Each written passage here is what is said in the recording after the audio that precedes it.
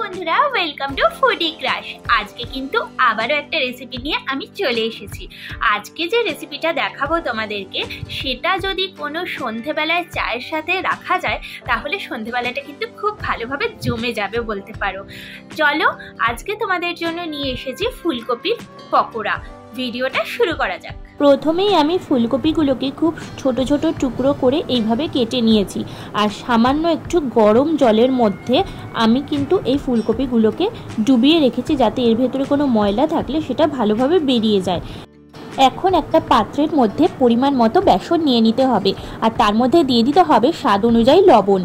তোমরা তোমাদের স্বাদ অনুযায়ী লবণটা দেবে। আমি এখানে দিয়ে দিয়েছি কিছু পরিমাণ কালো জিরে, যদি তোমাদের পছন্দ না হয় তাহলে অবশ্যই কিন্তু এটা স্কিপ করতে পারো। আর দিয়ে দিয়েছি লঙ্কা কুচি, এটাও তোমরা তোমাদের স্বাদ অনুযায়ী দেবে। এবার আমি অল্প অল্প করে জল মিক্স করব আর একটা সুন্দর ব্যাটার তৈরি করে নেব। মনে রাখতে হবে ব্যাটারটা যেন খুব বেশি পরিমাণে লিকুইড না হয়ে যায়, আবার খুব বেশি হার্ডও না থাকে। বেশ সুন্দর একটা পেস্ট কিন্তু তৈরি করতে হবে। আমি চামচের সাহায্যে এইভাবে একটা ব্যাটার তৈরি করে নেব।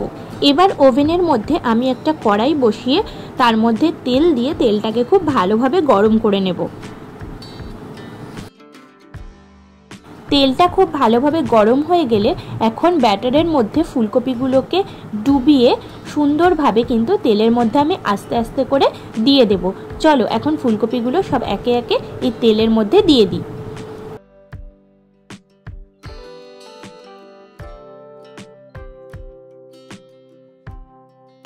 ফুলকপিগুলোর একদিক ভালোভাবে ফ্রাই হয়ে গেলে এগুলোকে উল্টে নিতে হবে।